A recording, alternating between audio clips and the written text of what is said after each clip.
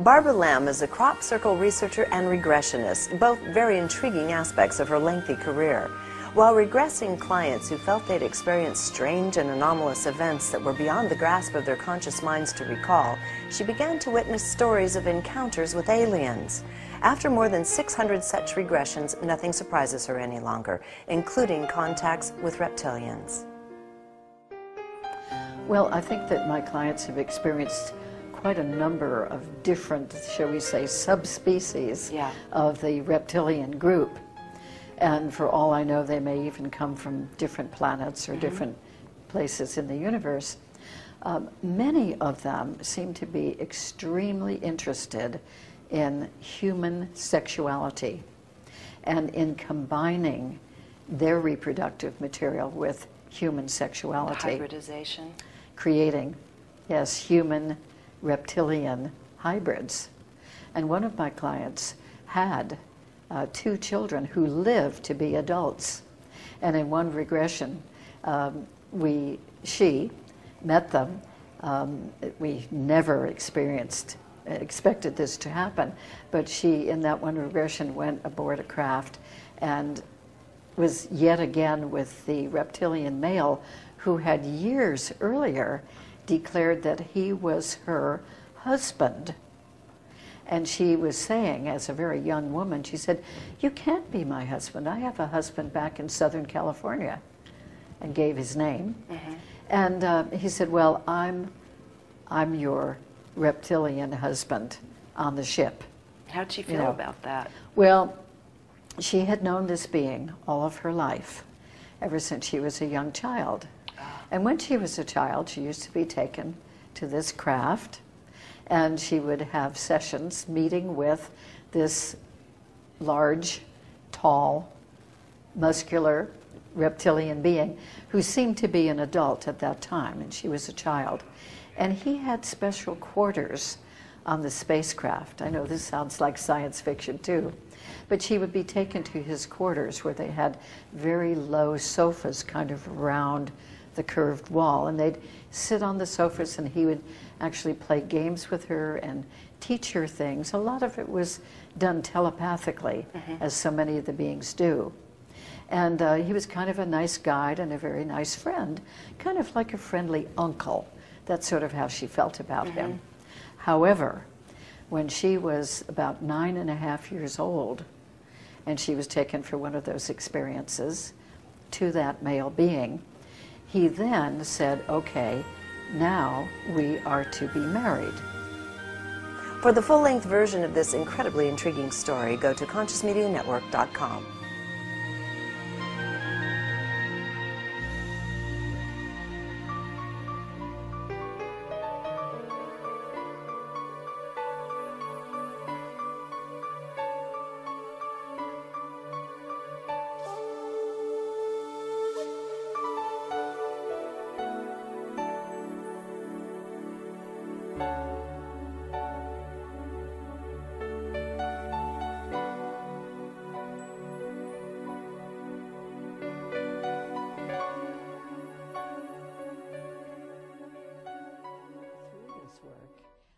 Hundreds, well, probably 2,000 or so regressions, I would guess now.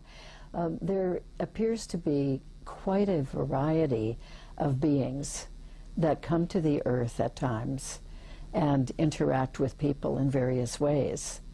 So I probably have heard of 25 or so different species that come and interact with people. And some of these beings seem to be very loving and caring and compassionate, and they teach and train the human beings they work with. And some seem to be more neutral, they seem to be more sort of scientist types, and some of them seem to be very self-serving. That is, they don't seem to care if they really bother the human beings they work with, or if they even physically hurt them or frighten them, sometimes even terrify them, and they just go about doing what they want for their own purpose. So the experiences range from very negative experiences on the part of some people with some beings, and to very, very positive experiences on the part of others, even sometimes very uplifting, transformational experiences, and experiences of unconditional love in some cases, where the person who experiences this is so thrilled and loved and known, you know, like the grace of God kind of knowing, that they're really sad even when they come back from an experience with that kind of being. Beings are really very controversial, and there are so many different opinions about them. In John Mack's work and in my work, we did certainly regress some people who had had reptilian experiences. I mean, quite a number of them, although not as many reptilian experiences as experiences with other kinds of beings, it seemed, proportionately. But nevertheless, the reptilian experiences are very notable, very powerful, because the reptilian beings are so striking. They're very energized. They're usually big and strong and muscular and sort of buff and athletic, and often they have sort of a masterful attitude, or they've been described as arrogant and self-centered, and sometimes sort of regal and aristocratic and entitled, and they do not look very attractive to most people. Seem to be very interested in sex with humans and sexual reproduction and creating hybrid beings.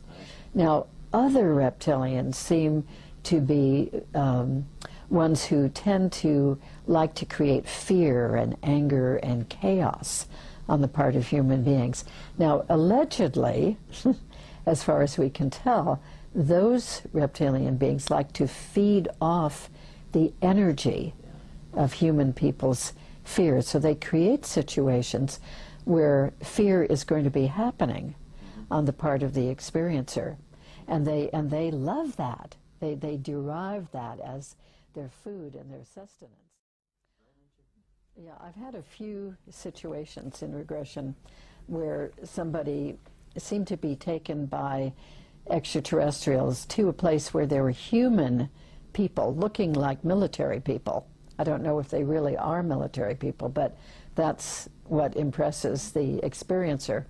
So that seems to be a combination of extraterrestrial and human people working together. Additionally, some people are actually taken by humans to a facility where they are working with the extraterrestrials. Seems to be able to happen either way. And people tend to feel more negative about that than about any of the other extraterrestrial experiences they have. Partly because it seems like our own people, our own fellow humans, are doing these things very, very subversively. And so the people, the experiencers, really object to this. So what happens with those experiences is quite a variety, but generally tends to work along the line of very intrusive physical examinations, and maybe an implant or two being put in or maybe removed.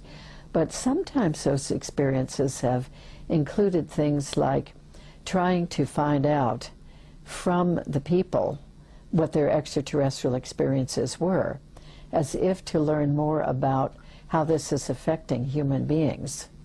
And also sometimes the people, the human people in those situations, military, shall we call them, are trying to find out what psychic skills the experiencer has learned from the extraterrestrials. So one woman, for instance, had been taught to levitate things with her mind just by looking at an object and levitating it. Now that had been happening in a lot of her extraterrestrial experiences since early childhood. And then when she was an adult, she realized that one of these abductions was by the human beings, and they were trying to learn from her how to do this. And in that same facility there were some extraterrestrials. But so she did not mind being taken by the extraterrestrials and learning these skills, but she did mind being abducted by the humans and then trying to get from her, you know, what she had been learning. It seemed very, very subversive to her, whereas in comparison the abductions by extraterrestrials had not seemed subversive. So there does seem to be some collaboration going on between humans in some sort of authority positions working along with some extraterrestrials. Yeah. I could see that with the typical military mindset, the end justifies the means, we don't care about anything else, just the result. Yeah. With that mindset, I think being in that presence would be scarier than being in an ET presence. Yes, I think these people do express that being, you know, taken and subjected to things by humans is much more inexcusable, you know, just very untenable. And you see, I think a lot of people, especially when they think of leaders or military people, they expect to be protected by those people. But in these kinds of situations, they're not only not protected, but they're victimized by those people. So it has that extra anger and dislike about it.